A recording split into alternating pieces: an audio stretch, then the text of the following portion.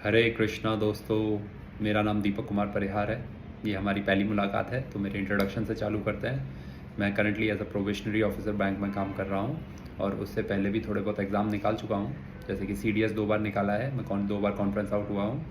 तो जब मैं CDS से बैंकिंग की ओर शिफ्ट कर रहा था, जब मेरा CDS नहीं निकला था, तो मेरा ये मन में था कि तुरंत एग्ज़ाम निकाल लूँगा, लेकिन मुझे 2 अटेम्प्ट लग गए, फिर जाके मेरा एग्ज़ाम निकला। तो ऐसे बहुत सारे बच्चे हैं जिनका सिलेबस कंप्लीटेड है लेकिन एग्ज़ाम नहीं निकल रहा है, तो उनको ध्यान में रखते हुए मैंने सोचा कि एक यूट्यूब चैनल होना चाहिए, तो इसी कारण से खोला है मैंने ये यूट्यूब चैनल। और जो अभी RRB PO का रिज़ल्ट आया था, जिनका भी सिलेक्शन हुआ है उनको हार्टली कॉन्ग्रेचुलेशंस। SBI PO का मेंस का रिज़ल्ट आया है 2-3 दिन पहले, जिनका भी हुआ है उनको भी कॉन्ग्रेचुलेशंस। अब आने वाला उनका साइकोमेट्रिक और GD और इंटरव्यू बचा है, तो उसकी ओर में होपफुली सबकी अच्छी तैयारी चल रही होगी। तो जैसे कि मैंने आपको बताया, मैंने CDS का SSB दिया है, तो उसमें भी साइकोमेट्रिक और GD एग्ज़ाम होता है। तो उसमें साइकोमेट्रिक में क्या होता है, इनिशियली कुछ रीजनिंग के क्वेश्चन दे देते हैं, फिर उसके बाद कुछ वर्ड्स होते हैं उन पर सेंटेंस फॉर्मेशन के लिए दे देते हैं, फिर कुछ पिक्चर दिखाते हैं, उस पर कुछ स्टोरीज लिखने के लिए दे देते हैं।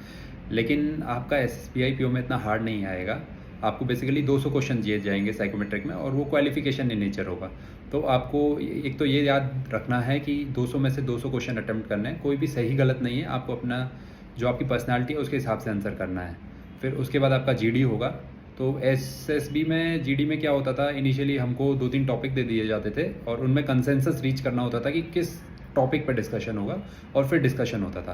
तो SBI में मोस्ट प्रोबेबली यही होगा, नहीं होगा तो आपको डायरेक्ट टॉपिक दे दिया जाएगा और उस पर ग्रुप डिस्कशन के लिए बोला जाएगा। तो कुछ चीज़ें हैं जो आपको करनी है GD में, और कुछ चीज़ें हैं जो नहीं करनी। तो नहीं करनी पहले बात कर लेते हैं। आपको एक तो इन्विजिलेटर की ओर ध्यान नहीं देना है। जैसे ही आपका GD चालू होता है, आपको बस अपने कलीग्स पे फोकस करना है, इन्विजिलेटर पे बिल्कुल फोकस नहीं करना है। अब वो चीज़ें बात कर लेते हैं जो करनी है। आपको करना है कि जैसे ही आपको टॉपिक दिया जाता है, सब लोग चिल्लाना चालू करेंगे। आपको चिल्लाना नहीं है, थोड़ा सा टाइम लेना है।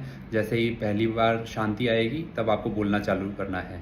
फिर दूसरी बात ये ध्यान रखनी है, जब आपका कलीग बोल रहा है तो पूरा फोकस आपका उसकी ओर होना चाहिए, और अपना हेड बार बार नोट करते रहना, जैसे कि आप अच्छे लिसनर हैं।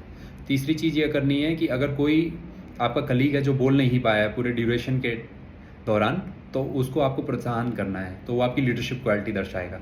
अगर आप ये चीज़ें फॉलो करते हैं। हाँ, और आखिरी चीज़, अगर आप एक ही मीडियम में बोल रहे हैं, चाहे हिंदी में बोलें, इंग्लिश में बोलें, तो उसी में कंटिन्यू करना है, बार बार स्विच नहीं करना है। कोशिश करनी है, ये स्विच होता है तो कोई दिक्कत नहीं है। और आप जब टॉपिक पे बोल रहे हैं तो फॉर और अगेंस्ट दोनों बोल सकते हैं, उसके लिए भी और उसके विपरीत भी, वो कुछ मायने नहीं रखेगा। और फाइनली अब आपका इसके बाद इंटरव्यू होगा, तो आगे वाले वीडियोस में हम इंटरव्यू की बात करेंगे। हरी बोल।